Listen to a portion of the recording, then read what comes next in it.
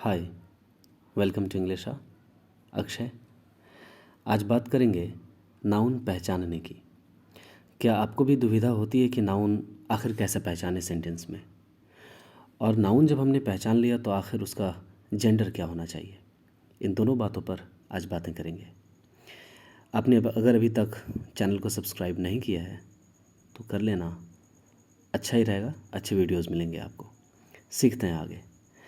Pick out the nouns from the following sentences and state their genders. Noun को pick out करें, noun को पहचानें कि कौन सा शब्द नाउन है सेंटेंस में लिखा हुआ, राइट। और फिर उसके आप जेंडर बताएं। तो जेंडर 4 होते हैं इंग्लिश में: masculine, feminine, common and neuter. These are the 4 genders in our English language. और नाउन पहचानने के कुछ नियम होते हैं। अगर आप नाउन पहचानना सीखते हैं तो इससे आप तय रखें कि आपके कई पार्ट्स ऑफ स्पीच अच्छे से तैयार होते हैं, क्योंकि नाउन पहचानना सच में एक दुविधाजनक बात है बच्चों के लिए। आइए हम इसे आसानी से समझते हैं एक एक सेंटेंस करके। First sentence is my neighbourhood has a new car. मेरे पड़ोसी के पास एक नई कार है। माई के बाद जो यहाँ नेबर लिखा है, ये नाउन है। कैसे जानेंगे आखिर कि ये एक नाउन है? इसके लिए लॉजिक ये है कि माई ये शब्द एक विशेषण होता है। तो माई विशेषण है, विशेषण के बाद जनरली क्या आता है? नाउन आता है। तो नेबर वर्ड यहाँ पर नाउन हुआ, क्योंकि ये माई जैसे एडजेक्टिव के बाद यूज़ है। और एडजेक्टिव किसी नाउन के बारे में कुछ विशेष बात करता है। तो जिस नाउन के बारे में विशेष बात कर रहा है कोई भी विशेषण, तो वो नाउन उस विशेषण के आसपास दिखेगा, यानी कि जनरली उस विशेषण के बाद दिखता है। इसलिए यहाँ पर माई के बाद ग्रैंड तो नहीं है, नेबर दिख रहा है, राइट। तो नेबर वर्ड नाउन हुआ। आगे है हैज़ अ न्यू कार।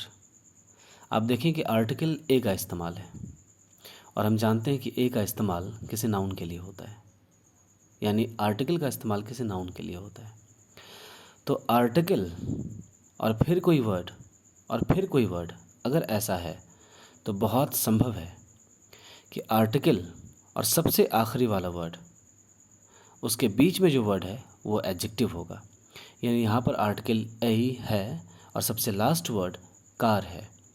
तो ए और कार के बीच में वर्ड न्यू है, न्यू एडजेक्टिव है और है भी। और न्यू वर्ड किसी दूसरे नाउन के बारे में कुछ एक्स्ट्रा बताएगा। तो कार के बारे में बात कर रहा है ये न्यू। कार कैसी है? तो नई है। तो न्यू एडजेक्टिव हुआ, कार नाउन हुआ। क्योंकि हम जानते हैं एक आर्टिकल किसी नाउन के लिए ही इस्तेमाल होता है, और अगर आर्टिकल के बाद कोई पहला वर्ड है फिर कोई दूसरा वर्ड है तो दूसरा वाला वर्ड नाउन होता है। ये ध्यान रखिएगा। उससे पहले आया हुआ वर्ड जनरली एडजेक्टिव के तौर पर इस्तेमाल हुआ होगा, ये तय रखिए। अगर एक कंपाउंड नाउन नहीं इस्तेमाल हुआ है ए एन द के बाद, ठीक है, किसी आर्टिकल के बाद अगर कंपाउंड नाउन नहीं इस्तेमाल हुआ है तो बीच वाला वर्ड एडजेक्टिव ही होगा, ठीक। जैसे अ रेलवे स्टेशन, तो आपको लगेगा अ के बाद यहाँ पर रेलवे भी लिखा है, स्टेशन भी लिखा है, तो सबसे आखिर वाला वर्ड तो हमने नाउन समझा। तो रेलवे जो बीच में लिखा है आर्टिकल और आखिर वाले वर्ड के, लगता है कि विशेषण होगा, तो ऐसा है नहीं। ध्यान रखिए, रेलवे स्टेशन एक ही वर्ड है और रेलवे स्टेशन नाउन है। चूँकि रेलवे और स्टेशन 2 वर्ड मिलकर के नाउन बना है, इसीलिए रेलवे स्टेशन एक कंपाउंड नाउन कहलाता है, क्योंकि कंपाउंड की मीनिंग होती है मिलना, राइट। तो रेलवे और स्टेशन दोनों ही आपस में अपने आप में नाउन है। रेलवे भी नाउन है, स्टेशन भी नाउन है। और जब 2 नाउन मिलकर किसी एक नाउन का निर्माण करते हैं, मिलकर जब निर्माण करते हैं, ऐड होकर जब निर्माण करते हैं, कंपाउंडेड होकर जब निर्माण करते हैं, कंपाउंड होना मतलब ऐड होना, तो वो नाउन कंपाउंड नाउन कहलाएगा। स्वाभाविक बात है। लेकिन ये ध्यान रखिए, नाउन में एडजेक्टिव की तरह इस्तेमाल होने की एक समझ होती है, राइट। नाउन की एक अच्छी स्टडी है कि नाउन एडजेक्टिव की तरह भी इस्तेमाल हो सकता है, राइट। और इसी नाउन को हम कहते हैं एडजेक्टिव नाउन।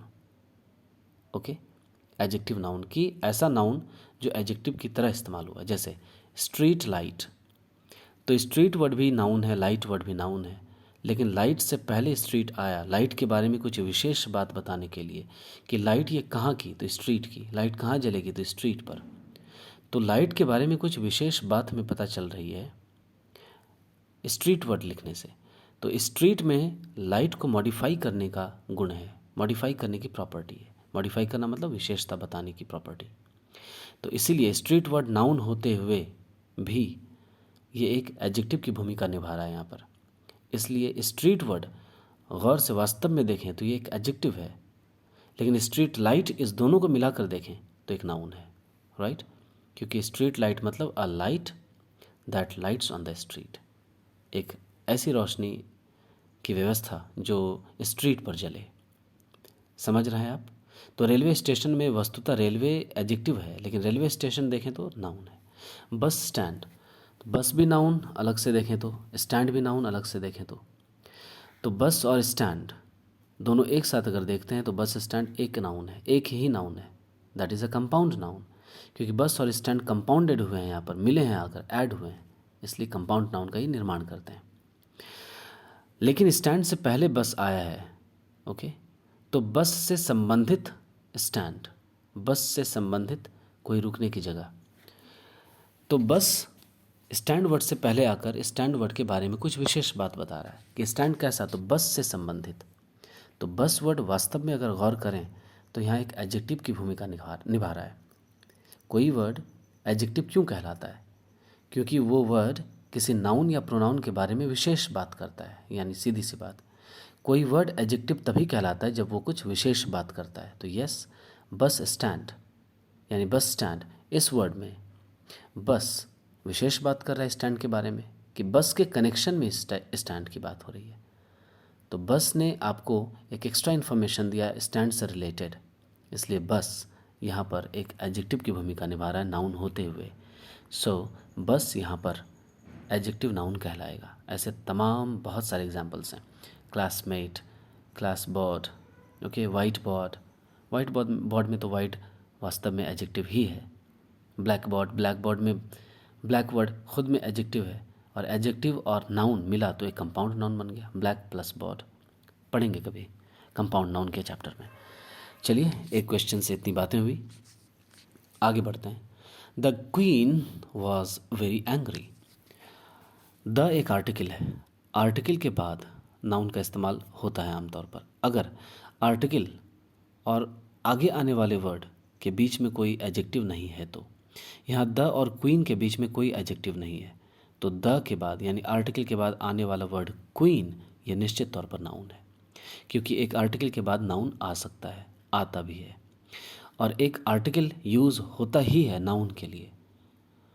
तो यहाँ सबसे नज़दीक का वर्ड आर्टिकल द के साथ कौन सा है? क्वीन है, इसलिए क्वीन यहाँ पर नाउन है। बाकी कोई भी वर्ड इसमें इस सेंटेंस में नाउन नहीं है। Question number 3, the doctor examined the patient. बहुत आसान, आपने तुरंत ही पहचान लिया होगा। द के बाद डॉक्टर दिखा, आर्टिकल के बाद डॉक्टर दिखा, और द आर्टिकल के बाद पेशेंट दिखा। तो डॉक्टर और पेशेंट दोनों ही नाउन हैं इस सेंटेंस में, राइट। क्योंकि an article is used for a noun and after an article a noun is used. तो yes, here doctor and patient are used after the article the, that's why doctor and patient are nouns, right. क्योंकि the इस्तेमाल फिर किसके लिए हुआ होगा? किसी noun के लिए, तो नाउन तो होगा कोई ना कोई, और नाउन आर्टिकल के ज़्यादा से ज़्यादा करीब रहने की कोशिश करता है, राइट। और अगर एडजेक्टिव एडवर्ब बीच में लिखे ही ना हो तो नज़दीक ही रहता है, सबसे करीब रहता है। दिस इज़ द टेक्निक, ध्यान से समझें आप। Question number 4, the peacock spread it's feathers and danced in the rain.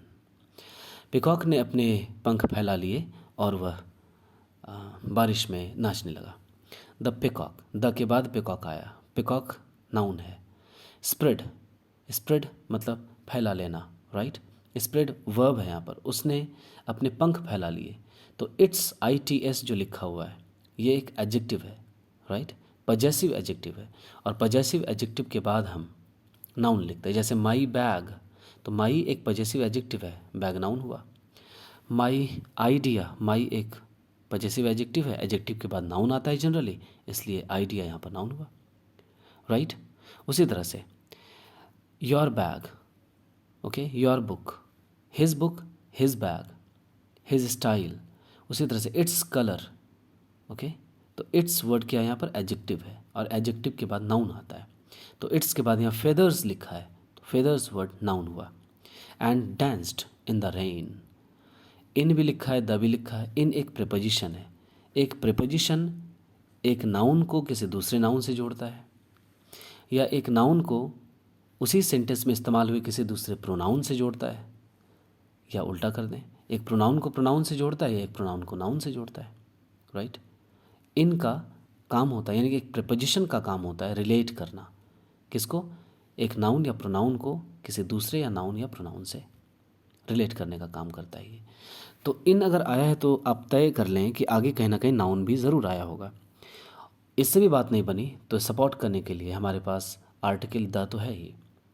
The के बाद हमने रेन देखा, रेन वर्ड यहाँ पर एक नाउन है, क्योंकि आर्टिकल के बाद नाउन इस्तेमाल हो सकता है, होता है, या हुआ भी है, और आर्टिकल किसी नाउन के लिए ही इस्तेमाल होता है। तो रेन के लिए ही यहाँ पर द इस्तेमाल हुआ है, क्योंकि रेन के बाद और कोई दूसरा वर्ड लिखा नहीं है।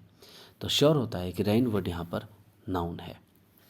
बहुत ही जीनियस डिस्कशन हो रहा है, ध्यान से आप समझते चलें, आप ज़रूर अच्छा सीखेंगे। Question number 5, the horse trotted into the stable. The horse, the के बाद हॉर्स आया, हॉर्स वर्ड नाउन। अब मैं लॉजिक नहीं दूंगा इसके, आप खुद समझ रहे हैं। ट्रॉटेड, ट्रॉटेड मतलब आगे की तरफ बढ़ना, दुल की चाल में, ओके, थोड़ा दौड़ने के स्टाइल में जब घोड़ा चलता है तो इसको हम लोग ट्रॉट करना कहते हैं। तो घोड़ा अपने अस्तबल की तरफ दौड़ा, हिंदी में तो अस्तबल कहते हैं, इंग्लिश में स्टेबल कहते हैं, स्टेबल, राइट। और यहाँ देखिए द स्टेबल लिखा है, द के बाद स्टेबल, आर्टिकल के बाद कोई वर्ड, नाउन, स्टेबल नाउन हुआ। हॉर्स एंड स्टेबल नाउन है इस सेंटेंस में।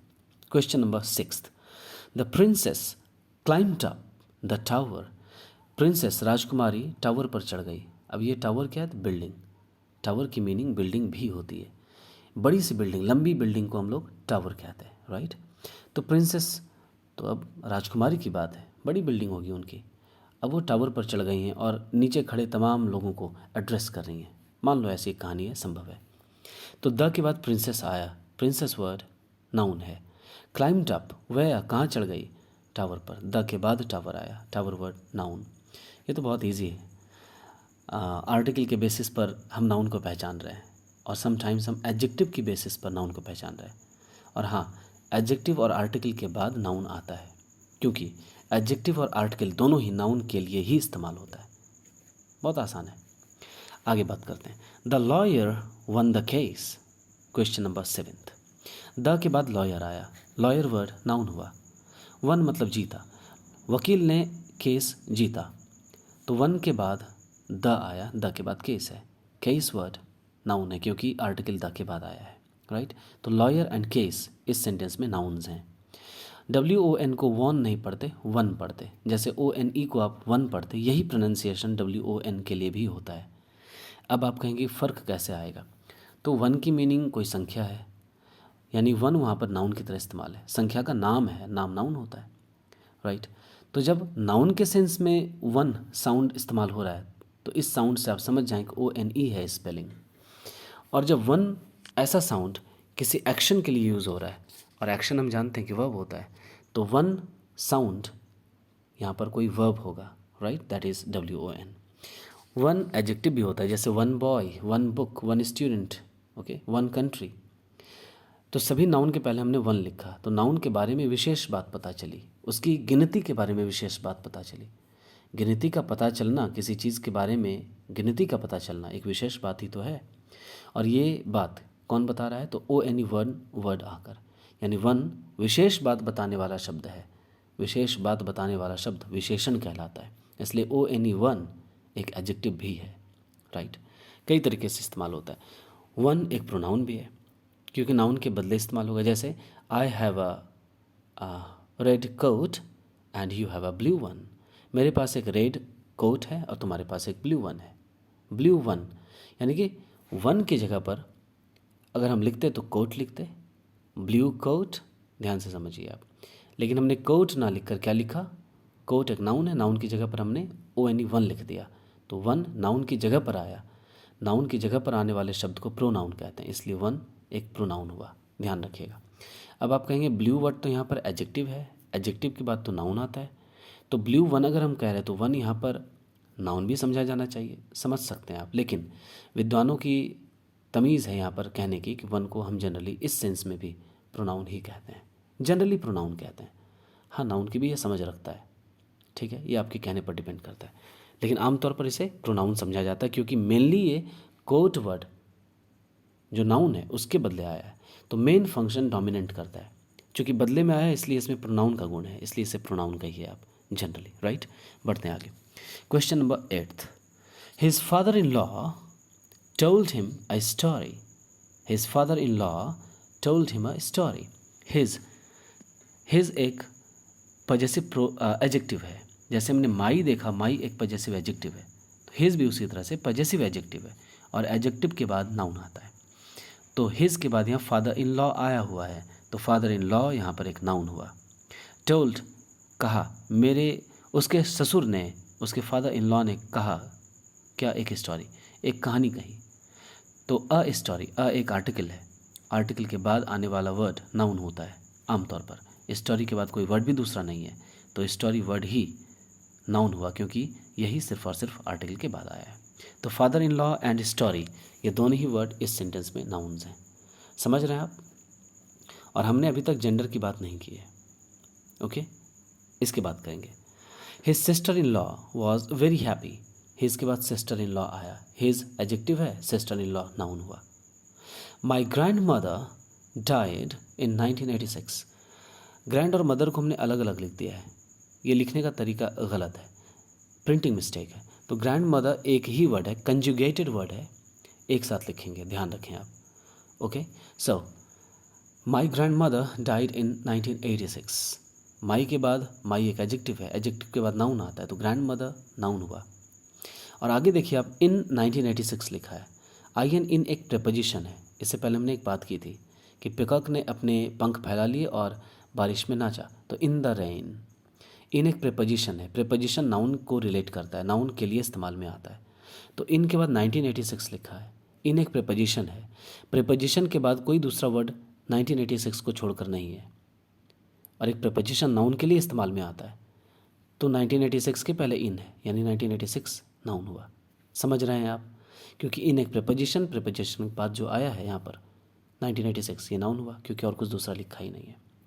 क्यों नाउन हुआ, क्योंकि एक प्रेपोजिशन नाउन के लिए इस्तेमाल में आता है, बस यही लॉजिक है, इसको ध्यान में रखें आप। जेंडर की बात हम कर लेते हैं 5 मिनट में। My neighbour has a new car.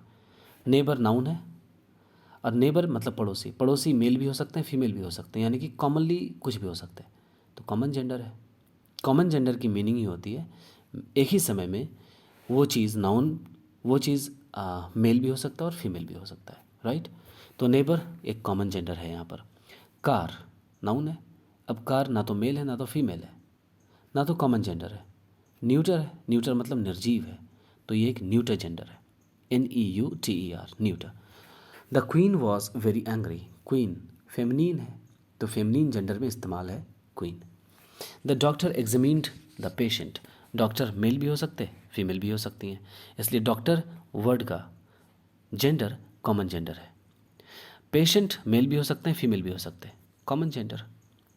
The peacock spread it's feathers and danced in the rain.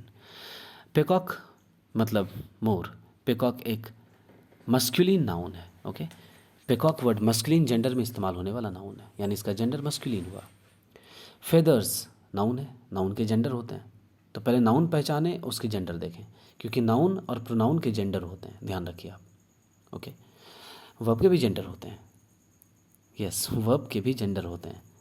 जिस जेंडर के साथ जो वर्ब यूज़ हुआ है उस वर्ब का वही जेंडर यूज़ होता है, उस वर्ब का वही जेंडर हो जाता है। जैसे ही प्लेज क्रिकेट और मैं कह दूँ एक दफ़ा शी प्लेज क्रिकेट, प्लेज ही यहाँ पर यूज़ है, लेकिन प्लेज वर्ड ही के साथ इस्तेमाल हुआ। ही एक मस्कुलिन जेंडर में इस्तेमाल होने वाला प्रोनाउन, यानी इस प्रोनाउन का जेंडर है मस्कुलिन जेंडर।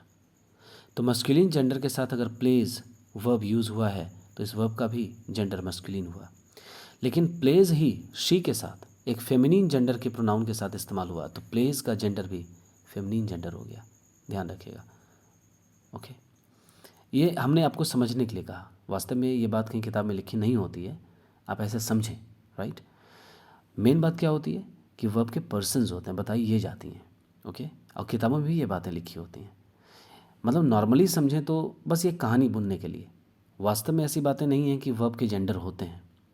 हाँ, हालांकि मैंने अभी कहा आपको कि वर्ब के भी जेंडर होते हैं, सिर्फ रिलेट करने के लिए। पर्सन्स को भी आप ऐसे ही समझ सकते हैं। ओके, वास्तव में वर्ब के जेंडर नहीं होते, कोई कन्फ्यूजन नहीं रखना है। कहानी बुनिए तो आपको याद रहेंगी चीज़ें। ओके, अगर आप जेंडर कहते हैं वर्ब के होते हैं तो इस तौर पर आप उसके पर्सन याद रख सकते हैं कि जिस भी पर्सन के साथ जो वर्ब यूज़ हुआ है उस वर्ब का पर्सन वही हो जाता है। अगर थर्ड पर्सन प्रोनाउन के साथ या नाउन के साथ वर्ब का इस्तेमाल हुआ है तो वर्ब का भी पर्सन थर्ड पर्सन हो जाएगा। अगर सेकंड पर्सन वाले नाउन या प्रोनाउन के साथ, सेकंड पर्सन में तो नाउन आ ही नहीं सकता, ध्यान से सिर्फ यू आएगा। तो सेकंड पर्सन प्रोनाउन के साथ अगर कोई वर्ब का इस्तेमाल हुआ है तो उस वर्ब का पर्सन भी सेकंड पर्सन होगा। यानी जिस पर्सन के साथ वर्ब का इस्तेमाल हुआ है उस वर्ब का पर्सन भी वही हो जाता है। ठीक है, आगे बढ़ते हैं। तो पेकॉक यहाँ पर मस्कुलिन जेंडर में इस्तेमाल हुआ है। फेदर्स नॉन लिविंग है, मस्कुलिन और फेमिनिन की तो बात ही नहीं है। पंख मस्कुलिन और फेमिनिन क्या होंगे, हिंदी में हो सकते हैं। हिंदी में पुल्लिंग होगा यानी मस्कुलिन होगा, इंग्लिश में ऐसी डिसिप्लिन नहीं है। निर्जीव है तो मतलब न्यूटर है। रेन बारिश निर्जीव बात है, निर्जीव चीज़ है, नॉन लिविंग एस्पेक्ट है, so it is used in the neuter gender. The horse trotted into the stable, horse का फेमिनिन मेयर होता है, MARE, तो हॉर्स एक मस्कुलिन जेंडर में इस्तेमाल होने वाला नाउन है। स्टेबल निर्जीव, अस्तबल तो निर्जीव होगा, इसलिए एक न्यूटर जेंडर में इस्तेमाल होने वाला नाउन है। The princess, princess feminine gender में इस्तेमाल हुआ है। द टावर बिल्डिंग, बिल्डिंग का कोई जेंडर अपना ख़ास नहीं, मतलब ना तो मस्कुलिन ना तो फेमिनिन, न्यूट्रल बात, नॉन लिविंग बात, इसलिए एक न्यूटर जेंडर में इस्तेमाल होने वाला नाउन है। The lawyer one the case, वकील मेल भी हो सकते हैं, वकील फीमेल भी हो सकती हैं, इसलिए लॉयर एक कॉमन जेंडर में यूज़ होने वाला नाउन है, इसका जेंडर कॉमन जेंडर है। केस तो निर्जीव बात है, सिर्फ एक बात है ये जो कि नॉन लिविंग एस्पेक्ट है, so it is a neuter gender, it is used in the neuter gender. It is a neuter gender नहीं कह सकते, कोई नाउन ही जेंडर नहीं होता बल्कि कोई नाउन किसी जेंडर में इस्तेमाल होता है, ये ध्यान रखिएगा, ये कहने की बड़ी टेक्निक है। फादर इन लॉ, फादर तो सामने ही लिखा है, फादर मस्कुलिन होते हैं, इसलिए father in law masculine gender में इस्तेमाल हुआ नाउन है। स्टोरी नॉन लिविंग बात है, इसलिए स्टोरी का जेंडर नॉन न्यूटर जेंडर हुआ।